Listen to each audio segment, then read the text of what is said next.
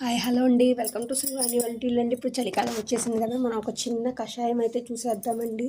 మా ఇంట్లో అయితే మా వారికి పిల్లలకి కొద్దిగా అయితే దగ్గుగా ఉంది. నేను కషాయం అయితే ప్రిపేర్ చేస్తున్నాను. ఒక 5-6 తులసాకులు, కొద్దిగా దంచి పెట్టిన ఒక 4 మిరియాలు, జీలకర్ర, లవంగాలు ఒక 5, దాల్చిన చెక్క ఒక 5, చిన్నగా పసుపు, వాము కావాలంటే ఆప్షనల్, లేకపోతే వేసుకోవద్దు. ఇవన్నీ మనం పెట్టేసేసి ఇవన్నీ మనం వాటర్ ఆల్రెడీ హీట్ అయిపోతుంది.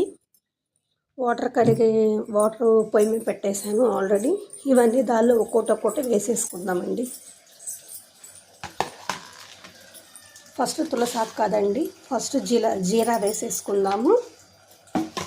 ఇదిగోండి జీరా వేసేసాను నేను. తర్వాత దాల్చీని వేసేసాను. తర్వాత మిరియాలు ఉంటుంది కదా, మిరియాలు అండ్ లవంగాయలు. దీనిలో అన్ని ఇంగ్రీడియంట్స్ అయితే అన్నీ మన పాతకాల ఇంగ్రీడియంట్స్ కదండి, అన్ని ఇంగ్రీడియంట్స్ వేసేసుకుందాం.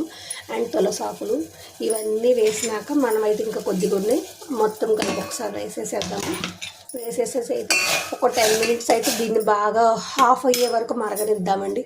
హాఫ్ అయ్యే వరకు మరగనిస్తే దీనిలో ఉన్న ఇంగ్రీడియంట్స్ మొత్తం వాటర్కి బట్టి వాటర్ అయితే బాగా ఔషధ గుణంగా తయారవుతుందండి. అది ఇదంతా మనం కాగిపోయినాక, వాటర్ కాగిపోయినాక మనం తీసేసేసి వడగట్టేసేసుకొని, ఇదిగోండి చిన్న నిమ్మ చెక్క ఒకటి తీసుకున్నాను నేను. ఈ చిన్న నిమ్మ చెక్క వాటర్ దానిలో పిండేసేసేద్దాము. ఇది కొద్దిగా తాగినాకైతే మనం ఒక చిన్న ముక్క బెల్లం ముక్క వేసేసుకుందాము. ఇంకా కషాయం అయితే రెడీ అయిపోతుందండి. మన కషాయం అయితే రెడీ అయిపోతుందండి. చూద్దాము కషాయం.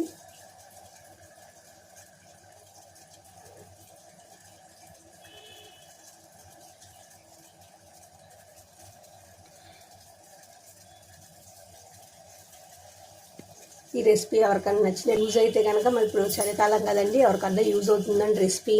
నేనైతే ప్రిపేర్ చేసి మీకు పెట్టాను. మీకు ఎవరికన్నా కావాలంటే షేర్ చేసేయండి. ట్యాబ్లెట్స్తో పని లేకుండా, ఏం పని లేక మన ఇంట్లో ఉన్న ఇంగ్రీడియంట్స్తోనే మనం చేసేసుకోవచ్చు అండి. బాయ్ అండి. ఎవరికైనా రెసిపీ నచ్చినట్టయితే please like, share and subscribe అండి. బాయ్ అండి.